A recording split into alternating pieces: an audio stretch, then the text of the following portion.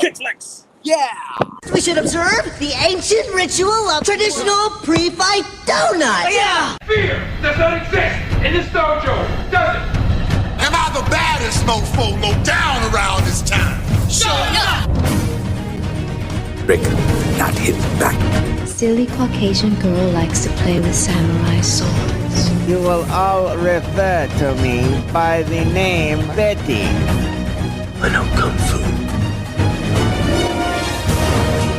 Thank you, Chuck Norris. I said I don't want trouble. Only a ninja can destroy a ninja. Defeat does not exist in this dojo, does it? No, Now, who wants to go home? And who wants to go with me?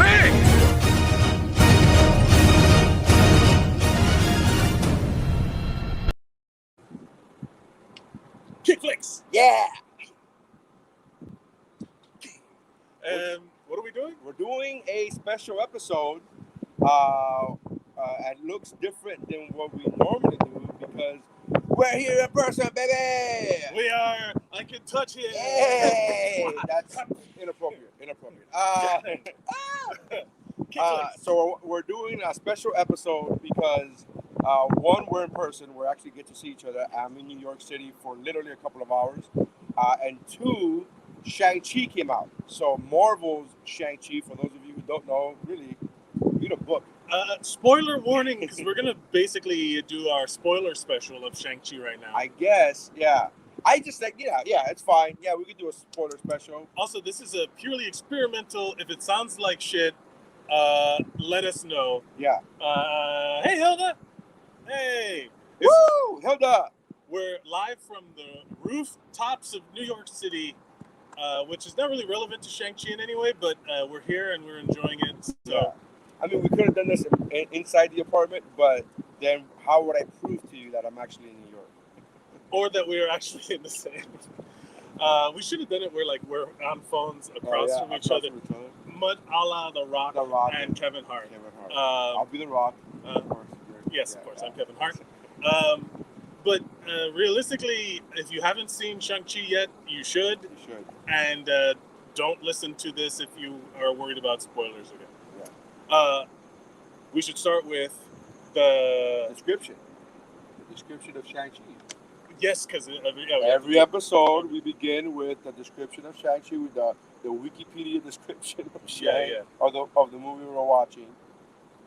And it is, let's see here. What does Wikipedia say? Martial arts master Shang-Chi confronts the past he thought he left behind when he's drawn into a web of mysterious Ten Rings organization. Huh? Yep. Huh?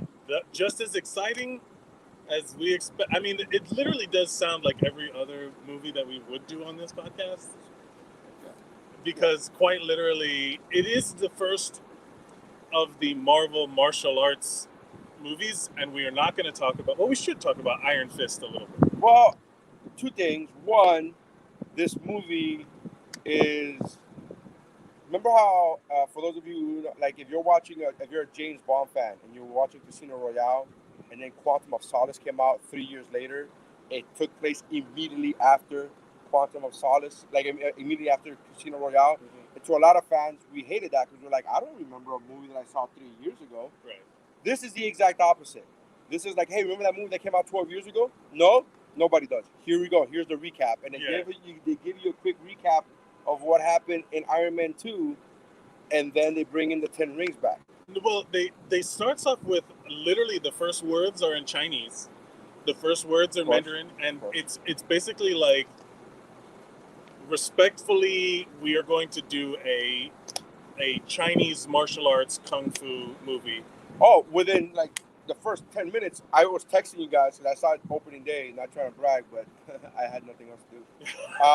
And I was texting you guys, and I was like, this is a great martial arts movie. Already, like from the get. From the jump, I was like, this is a great martial arts. The very first scene between the Mandarin, who's Wenwu now, they completely retconned or corrected. Corrected. I did enjoy that they were like, at certain point in the movie making fun of Iron Man 3, which was funny. Yeah. And then there was also the like very crouching tiger, hidden dragon feel at the beginning. That's the scene that I was like, this is a very martial arts movie.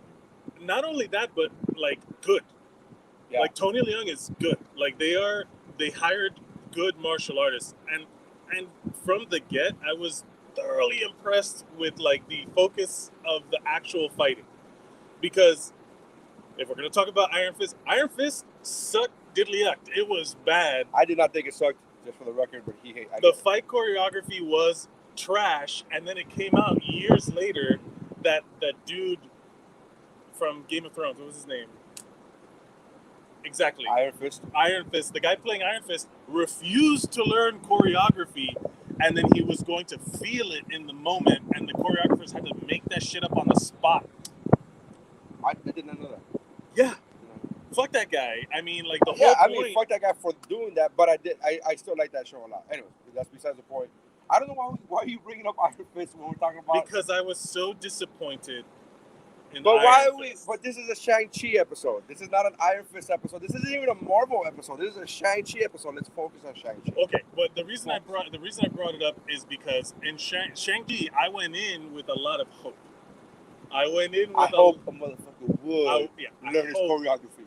Yeah, and then I'm telling you, like it felt good to watch the opening fight, where it was like super like Chinese fantasy kung fu, and then cut to the motherfucker in a bus, modern day, doing like legit badass. I want to say Jackie Chan inspired fight choreography. Why is it Jackie Chan? Well, because there was a lot of parkour elements to it.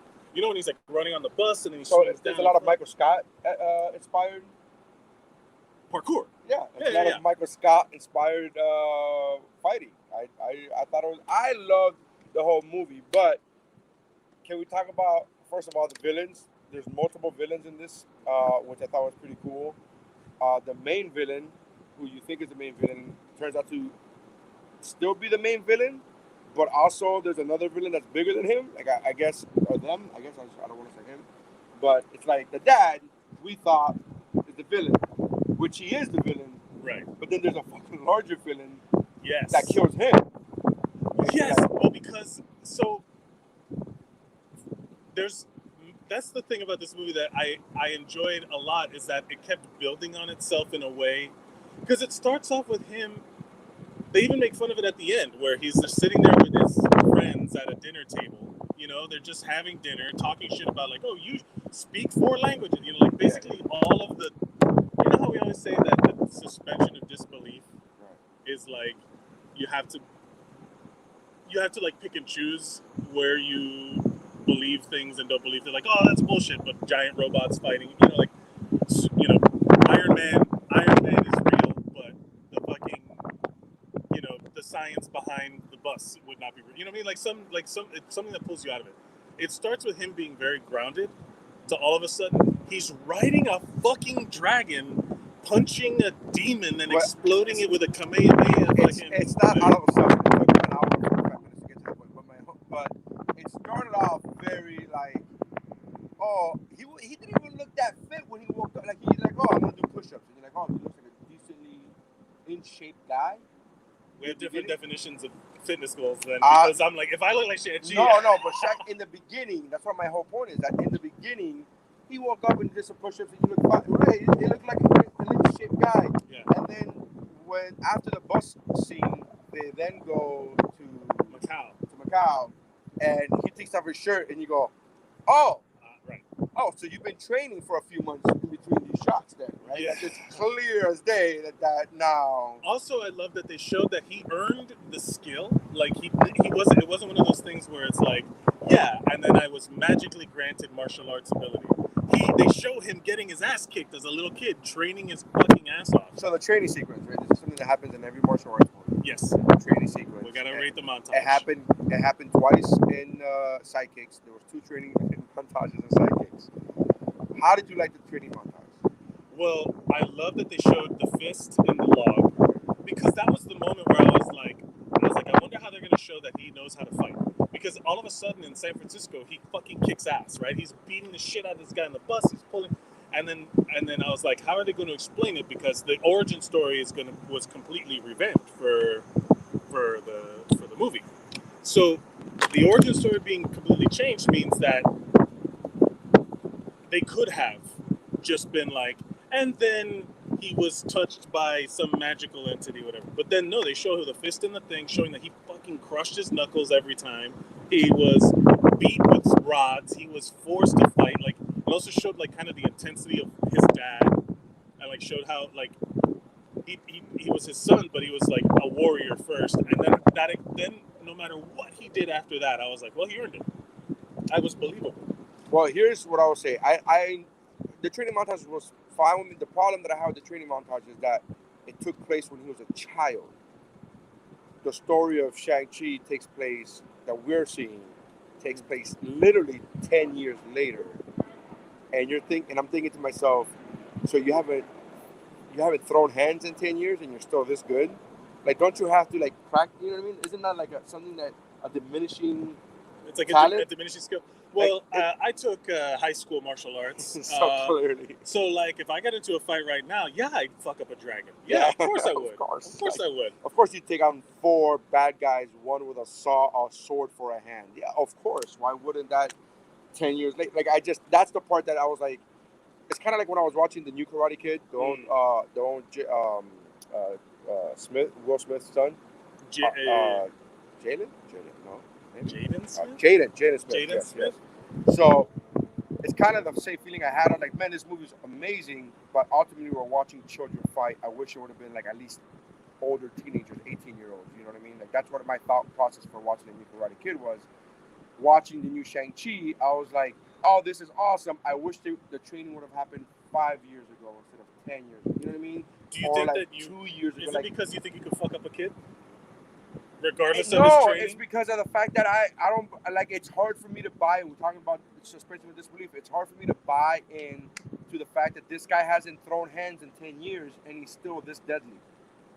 Unwillingly, like unwantingly. Like, no, I don't want to fight, and still fucks up people, not a scratch on him, after 10 years of not raising his hands.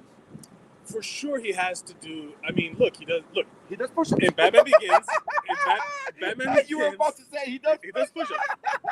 But I was going to say, in Batman Begins, they only show Bruce Wayne doing a handful of push-ups in the morning. No! Batman Begins, they show him he got in a fight in prison. He was fighting as a fucking grown-up. He was getting his ass beat. Then he got his training by whatever the fuck his name was. When he's already, then years later, he's already Batman, and he gets up after getting this shit. But he got trained as an adult. That's my point. We saw the training. We saw combat physicality as him as an adult. If we saw 10-year-old, 15-year-old Bruce Wayne in his training, and then we're like, oh, he hasn't thrown hands in 10 years, but now he's Batman, you'd be like, what the fuck? You know what? I do think you're right, because I think I could fuck up the kid in Gotham, regardless of how much. You know what I mean? Remember that show Gotham? Yeah. Yeah, I could fuck that kid up. Yeah. I mean, I don't remember that show because I didn't watch it, but you get it. I could fuck that kid up. No, that's my whole point. Like, what is Hilda saying? Hilda's saying, she wrote there's a beautiful comment that she absolutely loved the focus of Shang-Chi, Sean. I love that they made fun of the fact that he's like, you changed your name from Shang to Sean, whatever. And they found you? And they found you? Finding his true self, living between two worlds, two cultures. It was something I didn't expect going into a Marvel movie, and it moved me deeply as a Spanish, Cuban American growing up in the USA. Two very different worlds and cultures. Agreed. I genuinely enjoyed the story elements of him learning about his past, learning about his father, learning about his mother, and then literally the 10 rings being balanced by the fact that he is accepting both sides of his heritage, like his mom, who was from Talo. Well, because we skipped over this whole part of there's like a whole other dimension. There's a whole story that we haven't even mentioned, that we haven't even talked to. Oh, sorry. Yeah. No, it's okay. So, there's a whole story, like we were just jumping around because we're so excited. The movie was great. Yeah. But yeah, it basically is this kid who we briefly talked about. 10 years didn't throw hands, right? Escaped his father's organization, I guess. Yeah. He escaped because his father sent him to go kill somebody. He escaped, which means because they let him go. because he was supposed to kill. We find that out at the end. Right. Yeah, we find that out later that his dad was like, yeah, I know where my kids are at all times. Yeah. Sean. Yeah. Then they cut to an Awkwafina eye roll. Yeah. I also like how they show Awkwafina and him as friends, like just being friendly. I don't know if it was supposed to be romantic at the end, like that they're in love or whatever. I hope they are. I was rooting for that. I was like, man, yeah, I was rooting for that because I am a fan of people who date that were friends first. Like I'm a fan of that. So, but I also know that they don't want to fall into the trope of he's the leading man, she's the leading woman. They have to hook up. And like, the other one's his sister, so it would be weird. So it would be. I mean, depending on what parts of the country you're from, yeah. But I was Alabama. But I did. But I did root for them. I was like, oh, but they would make a good couple. They would make a whatever. I think it was, if anybody understands each other, it's them after being friends for 10 years. Well, I do like the fact that she did not have any clue about his whole deal, except for the fact that he was like, just like a kid from China, who bridged the two cultures when she was trying to avoid being Chinese. Like she didn't go by her Chinese name. Her family, she didn't speak Chinese, which I know a lot of Latinos who speak Spanish, they don't speak Spanish, but they still, they're Latino, not Hispanic, because Hispanic implies that you could fucking speak the language. Correct. So there's tons of New Yorkers like that. The New Yorkers had the whole culture of don't expect me to speak Spanish just because I'm Puerto Rican. And there's tons of Cubans like that in Miami. There's tons of people like that. And she's the Chinese person. I related with that immediately, where she's like, I don't, whatever. And then the guy, Ronnie Chang, when he's in that Fight Club place, when he's like, don't worry, I speak ABC. That was fantastic. Yeah. That got such a good laugh in the theater. Yeah, it was good. I speak ABC. Oh, fuck.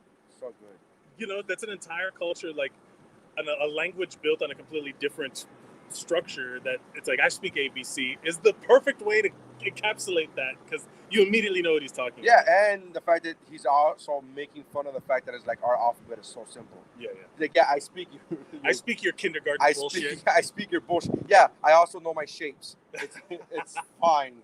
I like this comment. Hilda.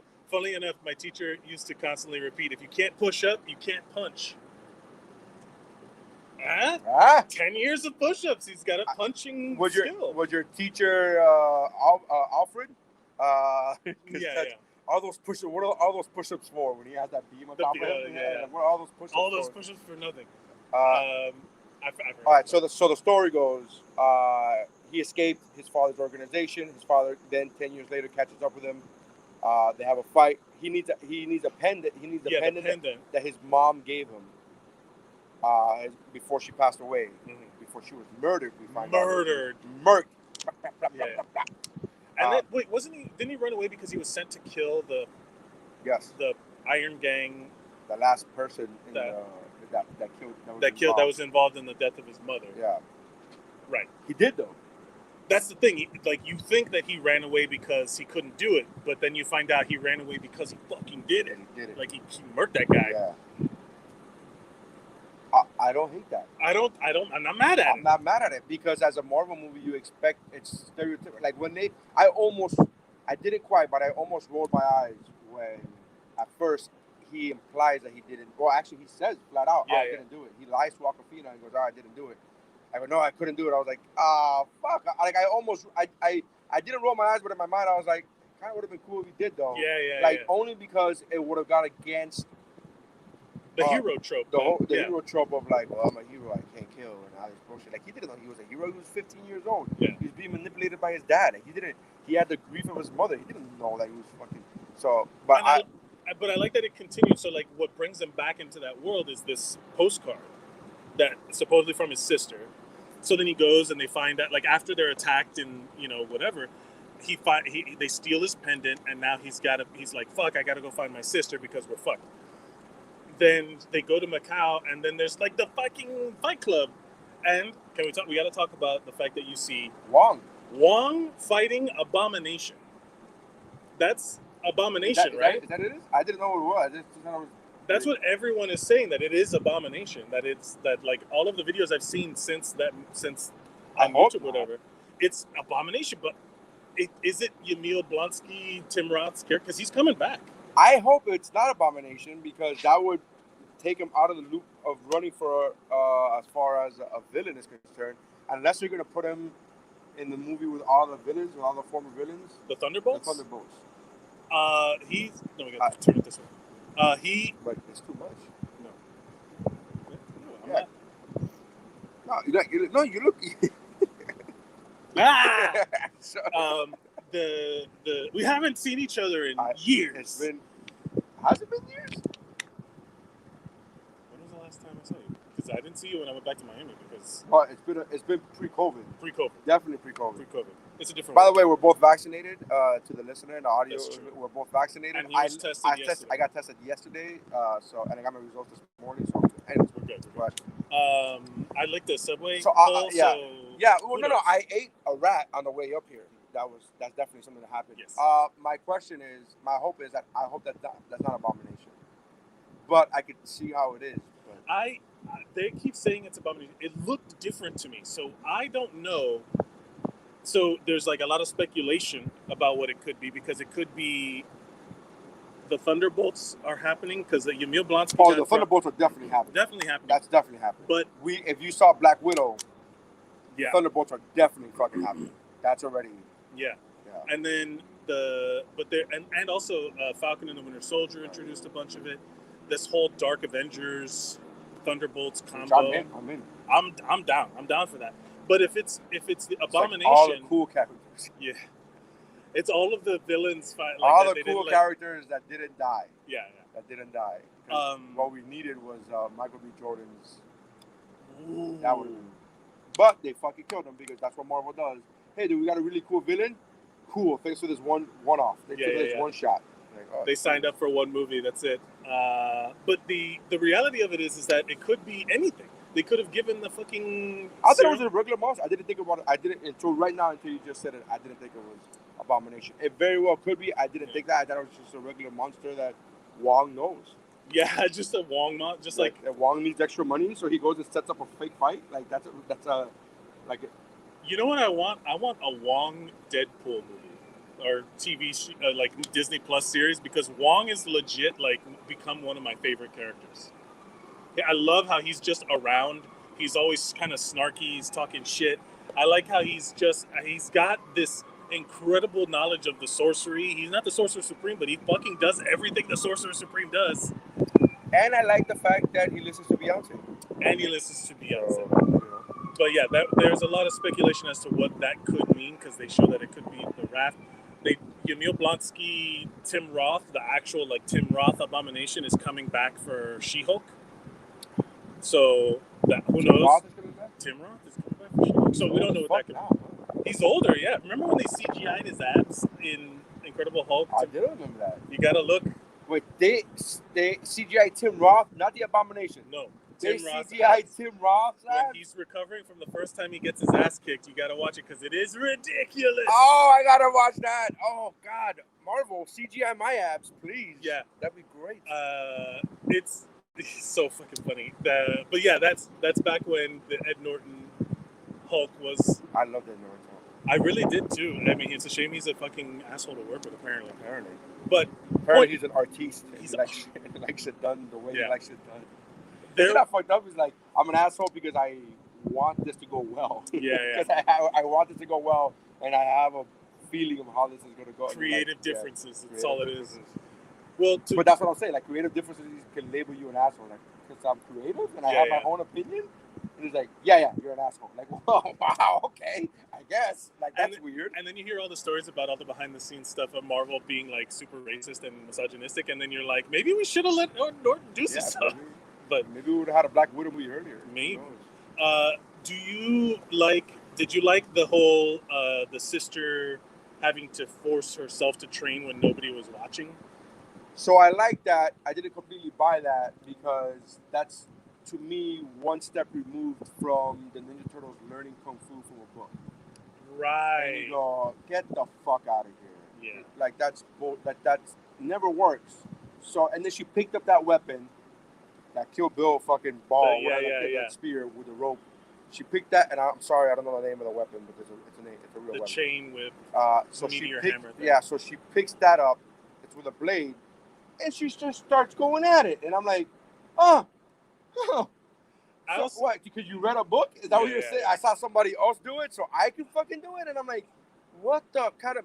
So I didn't like that. I didn't like the fact that, and I don't. This is not, and this is gonna sound misogynistic, however it's gonna sound. But the actress they got to portray his sister looks 5 years older than him as an adult, and she's supposed to be younger than him. Really? I didn't get that at all. I got that at all. I immediately, I was like, is she old? I was watching with my wife, and I asked my wife, I was like, she looks older. I don't know if she is older. No, I didn't look that up, but she looks, as an actress, older than the guy that they got to play. Which, by the way, the age he does not look 25. No, he does not. He does not look 25. That's a 33-year-old man. Yeah. That was a weird. Anyways, but I'm not mocking him. I'm not trying to be ageist. I'm not being ageist to him or the actress that played his sister. But I love that story when she said, "Let me go." That was a fucking good one, because that whole thing about that he left her and he was supposed to come back and he never came back, and she waited for him for 7 years before she was like, "Oh, I don't fucking need you." Oh, right. That was great. But then at the end, when she's holding on to the dragon and the dragon taking her, the bad dragon, the bad whatever, and she said, "Let me go." I thought he was gonna let her go. Like I thought she was gonna sacrifice or something. Right. And he was like, "No, I'm never letting you go again." And I was like, "Oh, I got the feelings kicked, into me." KickFlix, yeah. There was genuinely a moment. There was a bunch of moments like that. The redemption at the end for the Mandarin. I also love that he's like, they made fun of it. They're afraid of a fucking orange, which I thought was very funny. And the idea that he was finding their mother and going after the spirit of their mother. Right. And then that was his motivation. Yeah, that it wasn't necessarily out of this evil thing. It was like this magical. This magical desire to bring his wife back, potentially, from this magical parallel dimension that he knows exists because he's been there. He's been at the edge. Yeah. And all the whole process of that, the discovery of what it meant to have this other parallel dimension city, that all of these Chinese Chinese mythological creatures come from, like that Nine Tails thing, the dragon horses. Big fan of all of those dragon horses. All of the magical animals, and then the fucking village where they're like. Oh, well, when you saw the dragon lions, I guess. Oh, so I was like, oh my god, and they're actually, and they do shit and they're badass. Yeah, they do shit. They're not just there for fucking. It reminded me. Oh, you still haven't seen it? What? You still haven't seen Zack Snyder's zombie movie? The one with Dave Bautista. Yeah. No, I have not seen. Okay, so it reminded me of that. There's a thing in there it looks amazing, but then it's actually functional. Oh. So the dragon lions are that example. Oh man, that looks aesthetically pleasing. It's cool because I've seen those before. I've seen those gargoyles and da. And then when they actually do something in the story, you go, oh fuck, that's cool. Yeah. Same thing with okay. I had so basically the reason why all of this happens in the first place is that they don't let him in because he lived for 1,000 years with the 10 rings that he was using for evil. And then if he were to come in, it would be bad. He wasn't allowed in because he was a good person. Because he wasn't a good person. He was a fucking murderer. He was a murderer. He was a conqueror. And then they showed the different time frames, like the Napoleon. Yeah. Then they showed the medieval time. He's just fucking killing everybody. And then I liked that she leaves with him, so it's she was in love with him too. She gave up a lot. They play Dance Dance Revolution, they just have normal life, and then you can kind of see that every story about a gangster going straight ends up biting him in the ass at the end because because someone wants to fill the power vacuum. Well, no, it's because that wasn't even it. It wasn't even that somebody wants to fill the power. It was that your past catches up with you. Yeah. So the shit that he did, just because he's like, okay, I'm not gonna be a bad guy anymore, doesn't mean, hey, that somebody else is like, no, but you were a bad guy and you fucking killed my family, you motherfucker. Like, right. So that's gonna come back around. I like that. How did you feel about? Because I know you're not big into the comics, but how did you feel that they rewrote the way the 10 rings look? Yes, 10 rings used to be actual rings on your hands. Yes, like finger rings. And so you used to be 10 of those. That's in the comic book. That was the 10 rings. There's 10 rings that you wear. And also, they also come from the McClellans, the Fin Fang Foom dragon people, that alien race of dragon people.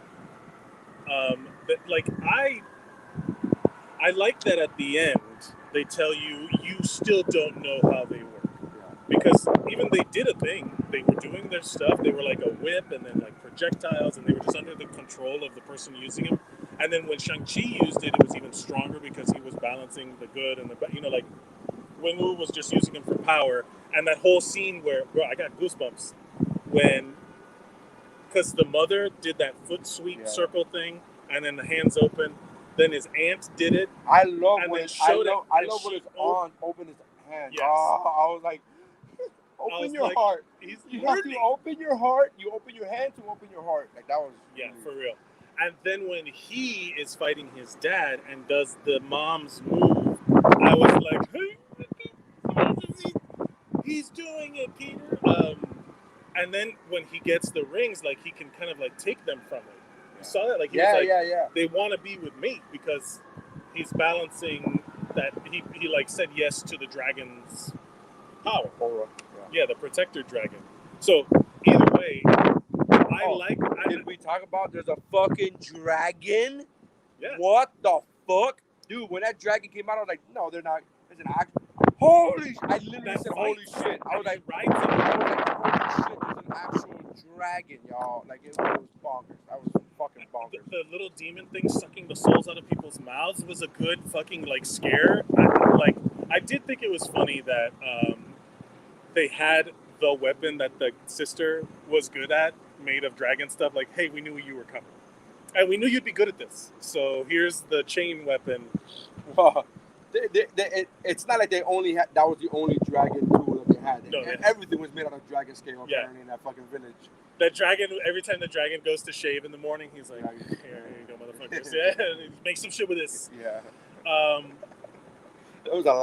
There was no shortage of dragon scale. Yeah. It was great. But I did love, honestly, like, once they explained the dragon scales, I was like, yep, that's how they fight. That's the thing. They've lived there for hundreds of years. They did the whole story through that cool-looking carving thing. That kind of a rip-off of Man of Steel, but sure. I'll accept a little bit. I'll accept it. Yeah. I dug it when Man of Steel did it. I dug it when Shang-Chi did it. It's fine. I did like the message that Awkwafina got. Oh, yeah. That was a good message where she was like, I constantly keep trying to find something, but I just get bored and move on. If you aim at nothing, you'll hit nothing. That was so... That shit hit me hard because I was like, I'm a failure. That hit so hard. I know it's going to sound cliche-ish and it's going to sound like I'm mocking, but I'm not. That, to me, is something that words of wisdom that you should be reminding yourself. And I thought to myself, that would make a great tattoo. Like, that's immediately what I thought. A great tattoo? A great tattoo. If you aim at nothing, you will hit nothing. And I was like, because that's a constant reminder to somebody like me, who's like a lot of us. I'm just gonna say it. Mm-hmm. But I found I attached myself to that because I found like, I'm constantly looking for something to, I guess, get to the next level or whatever. Yeah. But I thought that was a cool. I was like, if you aim at nothing, you'll hit nothing. That's one of those things. Like I have a thing of collecting like phrases that are short, but like that you can tell you like you only have to floss the teeth you want to keep. You know what I mean? Like that kind of shit to help you remember. Or good ones. Yeah.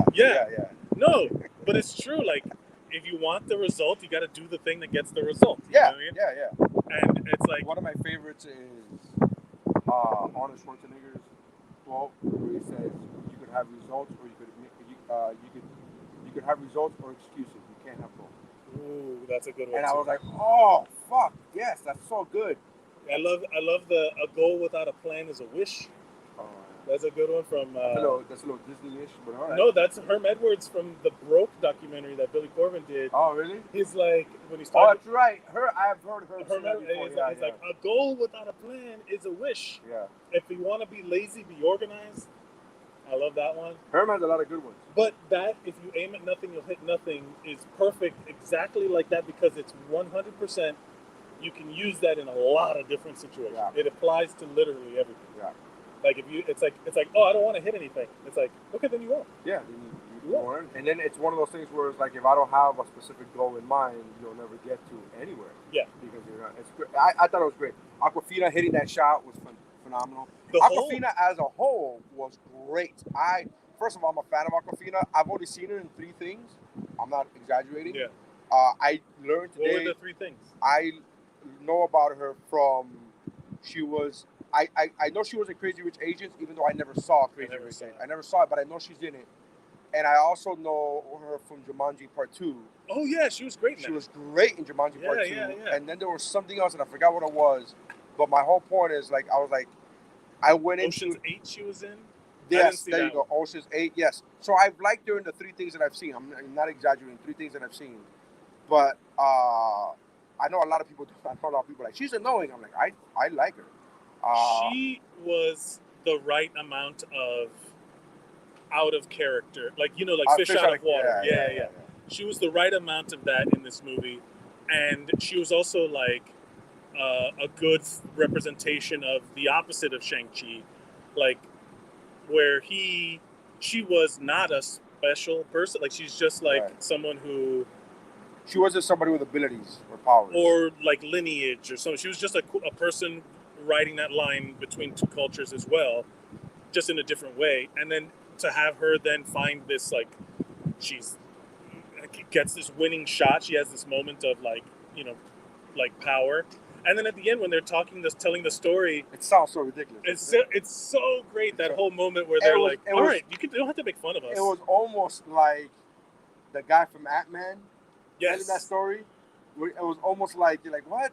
Like where everything they're saying is factual, or at least in their world. But then you go, get the fuck out of here! Like, this is so much bullshit. Like, this is so stupid.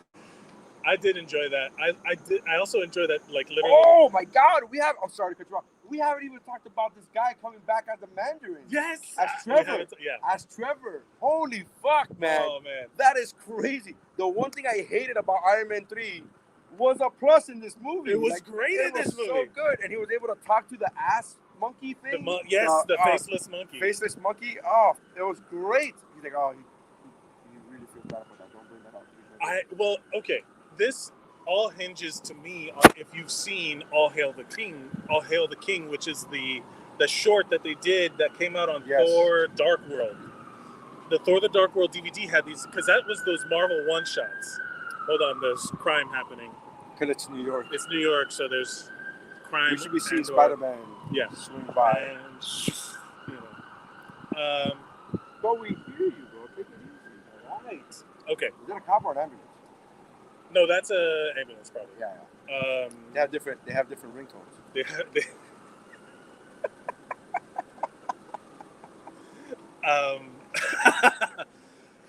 You're never not gonna say that now. I know they're ringtones to me now. Fuck, I hate it. Oh man, what were we talking about? We're talking about Trevor. Oh, if you saw All Hail the King, all you gotta do is, if you have Disney Plus, they put it back up on Disney Plus. But there's a bunch of those Marvel one-shots, and I've seen them all. I've seen them all too, and we did it on Mike Contextualizes the Universe. If you want to go check out at Contextualizes on Twitter, we did a Patreon episode of all of the one-shot episodes for patreon.com/missing sock. There's an episode there where we do all the one-shots with me and Alex Murray, but they're not easy to find, all of them. Like, well, if you have the Blu-ray, you have them on the Blu-rays. They're on the Blu-rays, but they're not like all in one place. You gotta look for them. Each one of them is like before or after. So each one of the shorts is during a movie in the Blu-ray version of whatever movie. So like after Iron Man 1, I believe there's one. There's the Thor one. There's the Avenger one. There's the Agent Carter one. Item 47, which is after the Avengers. After the Avengers. Then there's the a funny thing happened on the way to New Mexico or whatever. Thor's hammer. Tucson or where was it? Yeah. But it was like that's the one where you learn a little bit more about Agent Coulson and the Hydra guy, Sitwell. And then there's like a couple other ones, and then I think it was the last one. The All Hail the King was where they show that the 10 Rings was real, and that this Trevor Slattery guy is like fucked for pretending to be the leader. And then in this movie, when he comes back, he's like someone on Reddit had apparently they showed a quote and then like watch this guy still be there, and he like they like keep him alive so he does Macbeth for them or whatever. He does Shakespeare for them or whatever. That's exactly what's in the fucking movie. Well, okay, so yes, if you've seen the short, there's a long way to go to say if you've seen the short, you know all about this already. But you don't have to have seen the short because he explains exactly. Yeah. Trevor, the character, explains exactly in the movie what you missed in the short. Yeah.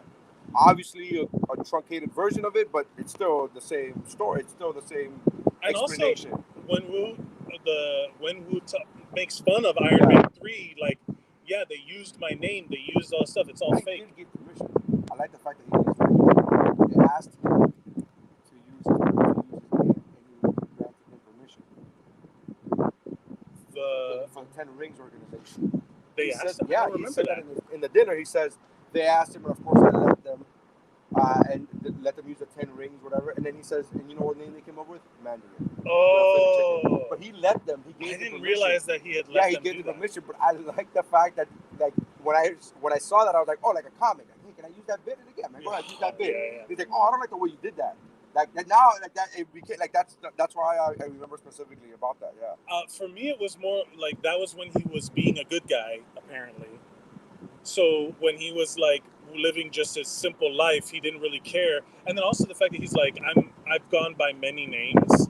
That he is like, let them, it's like almost like the Dread Pirate Roberts, where it's like, yeah, let them use the name, let them have, like, doesn't matter, because he is who he is. So he's like, I've gone by many names, etc., etc. This is just another one, and they chose a fucking orange or whatever he says, which I thought was very funny because it's true. A chicken dish. The entire world was afraid of a chicken dish, and I was like, that's fucking funny. But he comes out and he's kind of like a chill character. But a rose by any other name, right? It doesn't matter. Like, they weren't afraid of the orange. No. They were afraid of the bombs and the terrorist acts. Exactly. Yeah. It doesn't. If there's a global terrorist and he literally called himself like soda, yeah, you'd be like, oh fuck, bro, I don't want to. Soda's scary. Like, it's scary. Soda's gonna get us. But also, there's an element of like the branding of it. Like he's making fun of Aldrich Killian. Like he's making fun of the research focus group's name that they came up with because it was. Or even like the fortune cookie part and all that stuff, like he brings that up too, which I dug that a lot. I did think that the Trevor Slattery character I love that character. I didn't have an issue with him. I had an issue with him in Iron Man 3 because, and again, it took me a while. Remember the whole like, just go for the ride that they give you, go along for the ride that they give you. I learned that not after Iron Man 3. I don't want to say because of Iron Man 3. I learned that after watching Iron Man 3. Right. And I believe you talk about this a lot, that you learned it when we watched the Fantastic Four. Yeah. The Fan Four Stick. The Fan Four Stick. Yeah. I subscribe to that. I just go for along for the ride thing. Mm-hmm. When it became like Guardians of the Galaxy, when it became something that I wasn't familiar with already. Yeah. And then I learned, I should probably do that with Iron Man 3 as well. You got to go back and change your point of view. I had to go back and change my point of view. It took me a while. It took me years after the movie came out because for a long time I was such a fan of the Iron Man comic books that when they bastardized the Mandarin in the movie, I was like, this is awful, because for the first half of the movie, the Mandarin character in Iron Man 3 was what was like. I don't want to say it was worthy of it. It was worthy of the name of the comics, because it's one of the greatest villains that Marvel has, even though he's really underdone in the comics. Mm-hmm. So I wasn't a fan, but I went back and you know what I mean. Like I still wasn't a fan of Trevor, but I got over my gripe with what they gave me. Right. Then Trevor comes in Shang-Chi, and I'm like, I'm in, bro. Well, because I'm now fucking he's like the comic relief, and he's also kind of like this settling force when they were in the middle of all of this like turmoil, learning about the truth about what's about to happen to his dad, and they're going to take over Ta Lo, and we got to stop him, and etc. And then all of a sudden, there's this moment of like goofy reminder, like a memory of like of holy shit, and all of a sudden there's like a magical animal, and you're like, holy shit, you know, like what a weird thing to throw in that moment. But it was like it timed perfectly. When he plays dead in the middle of the battle. Yeah. He plays dead in the middle of the battle. Yeah, How fucking great was that? I mean, that's so fantastic. When he's teaching the kids how to play fucking soccer, I thought that was really funny.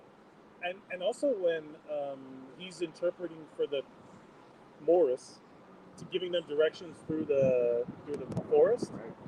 I thought that was dope. I thought like it was just incredible. Like I was on board from the beginning with this movie. Like they really did a good job of like, and you're in.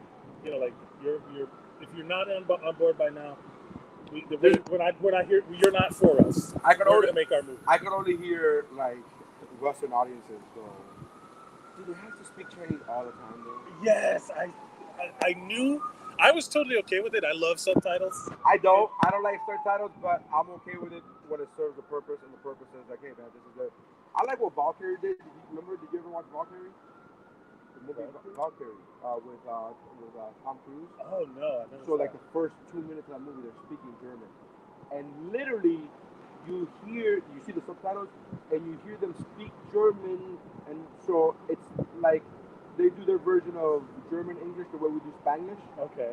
So estamos hablando en español y nosotros vamos a hablar español until we then slowly go into English, and now the audience feels, oh, they're still speaking German, but we can understand it because it's a fucking movie. And you know who did that? You know what movie did that really well? Hunt for Red October. Okay. Because there's a guy reading from a passage from a book, and then he's reading in Russian, and he gets to the word apocalypse, and then it switches to English. Right. Because the whole point of that movie was that they could launch nuclear missiles, apocalypse. Right. But then they switch, and then it becomes the Sean Connery being a Russian captain. Yeah, it's so funny. But Sean Connery and Van Damme are the two guys that I was like, it doesn't matter what nationality your character is, they're still gonna be Sean Van Damme and or Sean Connery. It doesn't matter. It's true. It's like, oh yeah, 007's a British agent. Yeah, but he's still Sean Connery. It's still Sean Connery. It's like a Humphrey Red Cobra. He's a Russian commander. Yeah, but he's still Sean Connery. Like, nobody ever asked Sean Connery, like, God bless him. I love his movie, but nobody ever asked him, like, hey, you're gonna be playing a different character, so it's a Russian character, so I need you to do Russian dialect. And never anybody asked him for that. And the same thing with Van Damme. It's like, hey, what's your name? Guile? You're an American colonel? You have an American tattoo on you? That's great. You still speak like Van Damme. You still speak like Van Damme. Or like Sean Connery in Fighting Force 3. He's like, you've lived in New York for the past 60 years. You're the man now, dog. Yeah. And nobody bats an eyelash. Nobody. As an audience, you go, yeah. Sean Connery. Sean Connery. Van Damme. What the fuck do you want? Okay, so we get to the training montage within Ta Lo. Because they finally get there, they learn. Another training montage. Marvel loves its training montages, bro. But it fucking fits. This one is way better than the first one, I thought. You like the first one better? The kid fighting? Yeah, the first training montage? No, I think of them all as like one big training montage. But they're not, though. They're actually two separated by 50 minutes of film. So my question to you is, which one? I like that bullshit acting you try to give me. No, they're kind of the same. But it's not. It's an extension of No. Thematically speaking, no. What I did like is it showed Aquafina practicing and getting better, because I would have not bought that one shot, one kill thing with. I like the fact that she started off good. Yeah. She didn't maybe not start off, but she was started off. She's like, hey, I did good. She was like, hey, all right, and then that motivated her. Yeah, and then the old man was like, you're not ready. And I was like, well, because I think it was more. I interpreted that as like he didn't want her to endanger herself or others. Oh, I didn't. I was like, they've been there for thousands of years. But in my mind, I was like, what else? Like, yeah. How much better can you get? Smaller arrow? Yeah. What are you trying to do? You know what? The one gripe I do have with this movie, because it comes up now in this fight, when the dude with the mask was We never see him. underutilized. Like, No, I was just like, I we wanted never to see see him have like a fucking dope. We never see who he is. We never see anything about him other than he's the one that trained Shang-Chi. Yeah, but like I wanted more from him at the end. He just gets his soul sucked out by one of those demon things. I like that they called back that joke that they did in the original Avengers. It was like, why should we listen to you? And then he beats up some aliens. He's like, all right, we need to move the ground. Right. So he's like, why would we trust you? And then the fucking guy comes and the chick comes and does the soul sucking thing, whatever. And then they're like, all right, so we're gonna team up with them. We're gonna team up with them. Yeah. So you didn't like the guy in the mask thing. I like the guy in the mask. I just wanted more. I guess. He felt very Captain Phasma to me. Like he looked dope. No, this one was good though. This guy was good. That's what I'm saying. Like, but I feel like the aspect of not using him enough. I wanted to know. Like, I thought there was going to be a reveal of who he was. Yes, and that's there was going what to be an element. That's what I wanted to know who he was. I wanted to care about him more. I wanted to know who he was so I could not like him more. Yes, because otherwise he was just like cool. Like, can he be a good guy too? Yeah, we're in. Yeah. Something afterwards.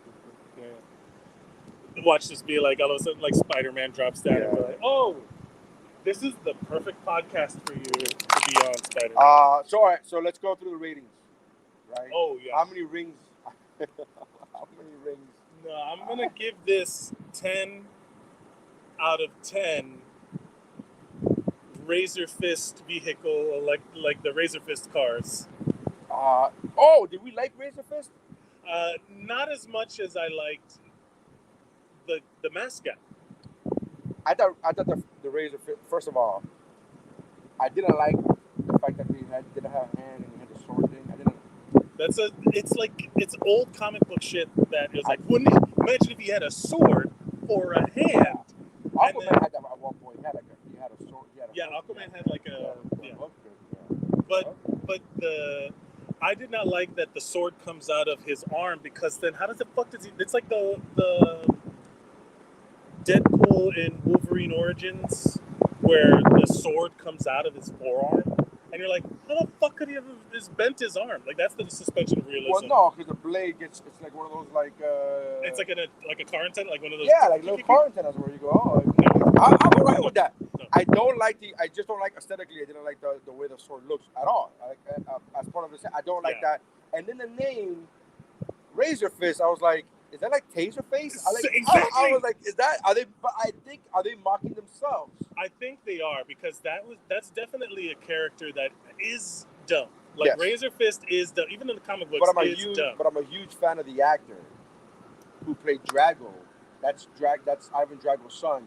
Oh, no wonder he looked fucking familiar. Yeah, he's great. Yeah, he's a great actor. He was not, again, underutilized in this movie. I don't think he was underutilized. He even had a speaking line. Yeah, he did. I was like, how the fuck is that underutilized? And he lived. He did live. He's fine. I wouldn't mind him in the Thunderbolts. I just don't like the sword thing. The sword thing is just stupid. I would like it if his hand, like in Ulysses' Claw, like if his hand turned. Hold on, crime. In illness, injury. I would have liked it if his hand turned into a sword, like if he still had a hand, right, and it split open and turned into a that's sword. Believable. But the retractable sword. No, it's not believable either. But it's like, if I just don't like visually. It would have been cool to see his hand peel back and there be a fucking sword there, like connected. I thought it was dumb that he's like, let me just take this off. And, do you have a dragon scale sword that I can attach to this? Yeah. I can't even find a fucking charger to fit my iPhone when I travel across seas. This guy goes to a fucking mythical island, and then they're like, I have this attachment for a sword, but this sword doesn't do anything against the demons that we're fighting. It's just a USB. It's a USB. It's a lightning cable. It's a USB to lightning cable. Yeah, do you have an adapter? Do you have a dongle? I need a dongle for my knife sword hand. Do you have a dragon sword attachment lightning cable? I give this movie 10 out of 10 sword dongles. Man, I really want to like be, because I always try to be critical and be like, and they kind of like give it less, whatever. This movie's great, man. It's 10 out of 10, It's man. 10 I out of loved 10. 10 out of 10, 5 out of 5, whatever you want to fucking call it. I'm going to stay with the 5 out of 5 just to keep in track with the previous movies that we've done. So it's 5 out of 5, man. This movie's fucking really good. There's so much really good. And in this theme of KickFlix, the martial arts in the movie was stunning. Fucking good. The training, like the demonstrations and like all of the styles shown, you can see it translate through when they're doing the hand-to-hand stuff. And then when it gets like super powered and dragons and demons and the using the 10 rings and when he blasts the... Okay, I'm sorry, we didn't talk about this part enough. When he uses the 10 rings, when he uses the 10 rings to jump, when he blasts himself into the air with the 10 rings, when both Wenwu and Shang-Chi do it, every time I was like, woohoo! I loved it. I thought that was a little silly, but all right. I loved it. I thought it was a little silly. The part in the water was great. It was fantastic. It was beautiful. Everything was... When he sees that dragon, oh man, that shook me. So I like that. So would you say, okay, so we've done 4 episodes, we've only aired 3 so far. Would you say that this movie had the best martial arts that we've seen in film so far? Again, only 3 to pick from. So you can't... Sidekicks is out. It's still, Blind Fury is still in contention. It hasn't come out yet. Our Blind Fury episode hasn't come out yet. I do like the way this martial arts was done better than Ong Bak. I disagree. I think Ong Bak had better martial arts. However, I like the fact that this movie had different styles of martial arts portrayed. I can see that. At a high level. Yeah. So while I would say Ong Bak was better action as far as the fight sequences, the choreography, I will say Shang-Chi as a movie is way better. Way better. And as a martial arts movie specifically, I like the fact that they show different styles of martial arts. Like we talked about before, they showed the Crouching Tiger, Hidden Dragon style, the fantasy style of Kung Fu, and then they show, there's a lot of different styles. I was very appreciative of that as a fan of martial arts movies. The actual like style in Ong Bak was better, but the action and choreography, the cinematography as a movie, Shang-Chi was better. This movie had a script doctor. Yeah, it had an actual script. All right, so that's it. We're good. So thank you guys for checking us out. This live special edition version. If you're listening to the audio version, you can go check us out. Check out the video on YouTube or Facebook. YouTube or Facebook. All our links are on our page. So if you go there, check that out. Follow us on social media. If you are on iTunes or Apple Podcasts, give us a rating, please. Rate us 5 stars. Give us a review. Rate and review. It'd be great. Very helpful. 5 out of 5 demon soul-sucking demons. That's 5 out of 5 dragon scale arrows. Correct. So thank you guys for checking us out. Go to the Geek Bro Network. Check out the other podcasts on the Geek Bro Network, including but not limited to the Mount Geekmore podcast, the What's Up Bro podcast, the Dos of Eli. What else we talk about? Chow Like at Best with Mike Valdez. Better Let Me Tell You.